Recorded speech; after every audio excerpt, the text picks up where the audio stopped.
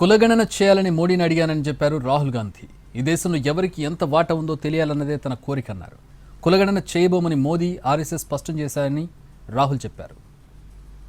चाहिए आप सबको लड़ना है और मैं जानता हूं कि आसान नहीं है क्योंकि उनके पास धन है, उनके पास हिंदुस्तान के सारे इंस्टीट्यूशंस हैं, उनके पास सब कुछ है, मगर जीत हमारी होगी क्योंकि हमारे पास सच्चाई है और देश की जनता का प्यार है. तो घबराने की कोई जरूरत नहीं है. आप देखना आने वाले समय में कांग्रेस पार्टी, बीजेपी और आरएसएस का क्या फर्क है इसमें और आरएसएस की विचारधारा में. सबसे पहले ये कॉन्स्टिट्यूशन जो है ये हमारी विचारधारा है. इसमें गांधी जी की, अंबेडकर जी की, पटेल जी की, बुद्ध भगवान की, नारायण गुरु जी की, गुरु नानक जी की, कबीर जी की, बसवना जी की विचारधारा है. ये 70 साल पुराना डॉक्यूमेंट नहीं है, ये हजारों साल पुरानी सोच है और ये आपकी है. आपके खून, आपके पसीने ने, कांग्रेस पार्टी के खून, कांग्रेस पार्टी के पसीने ने ये कॉन्स्टिट्यूशन देश के साथ बनाया है और आज इस पर आक्रमण हो रहा है. क्या फर्क है इसमें और आरएसएस की विचारधारा में. तेलंगाना ने एक क्रांतिकारी कदम उठाया है और पूरे देश को रास्ता दिखाया है. और मैं फिर से दोहरा के कह रहा हूं, इस स्टेज से आप सब के साथ कह रहा हूं कि 50% की जो दीवार है इसको हम पूरे देश में तोड़ के परे कर देंगे. और जो शुरुआत हमने तेलंगाना में की है वही हम दिल्ली में पूरे हिंदुस्तान के लिए करने जा रहे हैं. तेलंगाना ने एक क्रांतिकारी कदम उठाया है और पूरे देश को रास्ता दिखाया है. और मैं फिर से दोहरा के कह रहा हूं, इस स्टेज से आप सब के साथ कह रहा हूं कि 50% की जो दीवार है इसको हम पूरे देश में तोड़ के परे कर देंगे. और जो शुरुआत हमने तेलंगाना में की है वही हम दिल्ली में पूरे हिंदुस्तान के लिए करने जा रहे हैं. तेलंगाना ने, अब तेलंगाना में जाति जनगणना ने एक बिल्कुल नया औजार दिया है. तेलंगाना में हम सचमुच में विकास का काम कर सकते हैं. तेलंगाना में हम पिन पॉइंट एक्यूरेसी के साथ भागीदारी के बारे में हर सेक्टर में आपको बता सकते हैं. और मैं खुश हुआ कि जाति जनगणना होने के एकदम बाद हमारे चीफ मिनिस्टर ने और हमारी टीम ने ओबीसी रिजर्वेशन को 42% तक पहुंचा दिया है. अब तेलंगाना कि मोदी जी आप जाति जनगणना कराइए, देश को मालूम होना चाहिए इस देश में दलित कितने हैं, पिछड़ा वर्ग कितना है, अति पिछड़ा कितना है, अति दलित कितने हैं, आदिवासी कितने हैं, माइनॉरिटीज कितने हैं, गरीब जनरल कास्ट के कितने लोग हैं. और मैं सिर्फ जाति जनगणना के पीछे नहीं था. जाति जनगणना एक कदम है. मुझे यह पता लगाना था कि इस देश में किसकी कितनी भागीदारी है. उस समय मैंने कहा था कि देश का एक्सरे होना चाहिए, पता लगाना चाहिए कि जो हमारे दलित, आदिवासी, पिछड़े वर्ग के लोग धूप में काम करते हैं, मजदूरी करते हैं, क्या सचमुच में ये देश उनकी इज्जत करता है, क्या सचमुच में ये देश उनको जगह देता है. ये मेरे दिमाग में सवाल था. मोदी जी ने, आरएसएस ने साफ कह दिया हम जाति जनगणना नहीं करेंगे. हम जानना नहीं चाहते हैं, हम समझना नहीं चाहते हैं, हम लोगों को बताना नहीं चाहते हैं कि इस देश में दलितों को, आदिवासियों को, पिछड़ों को, गरीब जनरल कास्ट को, माइनॉरिटीज को कितनी भागीदारी मिलती है. हम छुपाना चाहते हैं. और वहां मैंने सामने बोल दिया कि आप छुपाइए जितना छुपाना है. लोकसभा में, राज्यसभा में हम कानून पास करेंगे, आपके बिल्कुल सामने कानून पास करेंगे. जाति जनगणना यहीं से निकालेंगे. राष्ट्रपति ट्रंप ने ऑर्डर दिया, जिनको मोदी जी अपने मित्र कहते हैं, ऑर्डर दिया सुनो इस बार गले नहीं लगेंगे, इस बार नए टैरिफ लगाएंगे. चूं तक नहीं निकली, आज तक गायब है. जनता का ध्यान वहां ना चला जाए तो पार्लियामेंट में 2 दिन ड्रामा चलाया. मगर सच्चाई है कि आर्थिक तूफान आने वाला है. कोविड आया था, नरेंद्र मोदी जी ने थाली बजवाई, मोबाइल फोन की लाइट दिखवाई.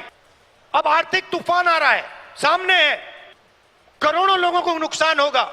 50 साल से सबसे ज्यादा बेरोजगारी आज है. कहां गए नरेंद्र मोदी, कहां छुप गए हैं. बांग्लादेश का राष्ट्रपति उल्टा बयान देता है और नरेंद्र मोदी जी उसके साथ बैठे हुए हैं, चुप, एक शब्द नहीं निकलता मुंह से. कहां गई 56 इंच की छत के लोग जा सकते थे. Steel authority India, BHEL, BSNL, HAL, ये आप सबको, पूरे देश के युवाओं को रोजगार देते थे, अपॉर्चुनिटी देते थे. एक के बाद एक इनको बंद किया जा रहा है. और किसको दिया जा रहा है? अदानी और अंबानी को। आप अदानी जी की कंपनी की लिस्ट निकालिए, मैनेजमेंट टीम की लिस्ट निकालिए, अंबानी जी की मैनेजमेंट टीम की लिस्ट निकालिए, बाकी कॉर्पोरेट्स की मैनेजमेंट लिस्ट निकालिए, आपको एक दलित, एक आदिवासी, एक पिछड़ा वर्ग का नहीं मिलेगा। तो 90% का कुछ बचा ही नहीं। 90% के लिए मजदूरी, बेरोजगारी और हिंदुस्तान के सारे airport, ports, defence industry, cement industry, जो भी चाहते हैं अदानी जी को। छत्तीसगढ़ में माइन चाहिए, बस्तर में माइंस चाहिए, मिलेंगी। झारखंड में माइंस चाहिए, बिहार में माइंस चाहिए, मिलेगी। बंबई का एयरपोर्ट चाहिए, ले लो। लखनऊ का एयरपोर्ट चाहिए, ले लो। डिफेंस इंडस्ट्री चाहिए, ले लो। एचएएल को परे करो, बीएचईएल को परे करो, बनाओ जो बनाना है। तो सारा का सारा धन, सारी की सारी अपॉर्चुनिटीज 90% से छीनी जा रही है कि जो हमारे डिस्ट्रिक्ट प्रेसिडेंट्स हैं उन्हें हम पार्टी की नींव बनाएं। और हम चाहते हैं कि उन्हें, जो हमारे डिस्ट्रिक्ट प्रेसिडेंट्स हैं, डिस्ट्रिक्ट कमेटीज हैं, उन्हें पार्टी शक्ति दे, पावर दे और जिम्मेदारी दे। तो ये बदलाव हम कांग्रेस पार्टी में लाने जा रहे हैं। डिस्ट्रिक्ट कमेटी और डिस्ट्रिक्ट प्रेसिडेंट को हम पार्टी का फाउंडेशन बनाने जा रहे हैं। उनके दिल में नफरत भरी हुई है। 21वीं सदी में वो कह नहीं सकते हैं क्योंकि कॉन्स्टिट्यूशन है, मगर दिल में जो उन्होंने जूली साहब के साथ किया वही वो आप सबके साथ करना चाहते हैं। ये उनकी सच्चाई है और लड़ाई इसी बात की है। हमारे लिए सब लोग इंसान हैं, सब लोगों से हम मोहब्बत करते हैं, सब लोगों की हम रिस्पेक्ट करते हैं। उनके लिए अलग अलग है। कोई दलित है, उसको मंदिर में नहीं जाना चाहिए। कोई मोची है, उसे सॉफ्टवेयर इंजीनियर नहीं बनना चाहिए। कोई गरीब किसान का बेटा है, उसे अंग्रेजी नहीं सीखनी चाहिए।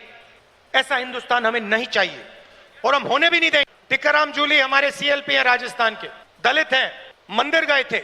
उनके मंदिर में जाने के बाद बीजेपी के नेताओं ने मंदिर को साफ करवाया, धुलवाया, और वो अपने आप को हिंदू कहते हैं।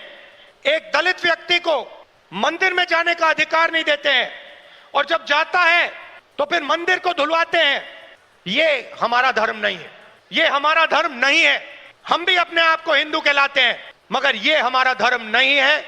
हमारा धर्म वो है जो हर व्यक्ति का आदर करता है, हर व्यक्ति को रिस्पेक्ट। बीजेपी ने लोकसभा में वक्फ बिल पास किया। वक्फ बिल फ्रीडम ऑफ रिलीजन पर आक्रमण है, कॉन्स्टिट्यूशन पर आक्रमण है। ऑब्जर्वर न्यूज़पेपर, उनका जो न्यूज़पेपर है, ऑब्जर्वर नहीं, ऑर्गेनाइजर में लिखते हैं कि अब जो क्रिश्चियन कम्युनिटी है उनकी जमीन पर हम आक्रमण करने जा रहे हैं। आजादी में हम सिर्फ अंग्रेजों से नहीं लड़े थे, हम अंग्रेज और आरएसएस की विचारधारा के खिलाफ लड़े थे। ये सारे जो आरएसएस के लोग हैं, इनकी विचारधारा फ्रीडम स्ट्रगल की विचारधारा नहीं है। जिस दिन कॉन्स्टिट्यूशन लागू हुआ था, जिस दिन ये किताब लिखी गई थी, उस दिन इस कॉन्स्टिट्यूशन के खिलाफ आरएसएस ने रामलीला मैदान में इस कॉन्स्टिट्यूशन को जलाया था। सालों के लिए इस कॉन्स्टिट्यूशन में लिखा है कि हमारे देश का जो झंडा है वो तिरंगा होगा। सालों के लिए आरएसएस ने तिरंगा को सलूट नहीं मारा था। यह सच है। आज जो भी कहें, उनकी विचारधारा कॉन्स्टिट्यूशन के खिलाफ है। वो लोकतंत्र को खत्म करना चाहते हैं, वो हिंदुस्तान की सारी संस्थाओं को कंट्रोल करना चाहते हैं और अंबानी अदानी को हिंदुस्तान का। महाराष्ट्र के लोगों से पूछिए, आपको बताएंगे बीजेपी ने महाराष्ट्र में चुनाव कैसे जीता है, वो आपको बता देंगे किस प्रकार से जीता है। इलेक्शन कमीशन से हमने वोटर लिस्ट, महाराष्ट्र की वोटर लिस्ट हम पूछ के थक गए। आज तक इलेक्शन कमीशन हमें महाराष्ट्र की वोटर लिस्ट नहीं दे पा रहा है। यह सच्चाई है, मगर आने वाले समय में यहां पे बदलाव आने वाला है। लोगों का मूड दिख रहा है।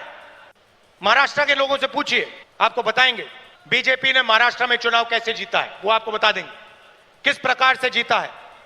इलेक्शन कमीशन से हमने वोटर लिस्ट, महाराष्ट्र की वोटर लिस्ट हम पूछ के थक गए। आज तक इलेक्शन कमीशन हमें महाराष्ट्र की वोटर लिस्ट नहीं दे पा रहा है। यह सच्चा। छोटा सा बच्चा था 7-8 साल का, और मैंने इंदिरा गांधी जी से यह सवाल पूछा कि दादी, मरने के बाद आपके बारे में लोगों को क्या कहना चाहिए, क्या सोचना चाहिए?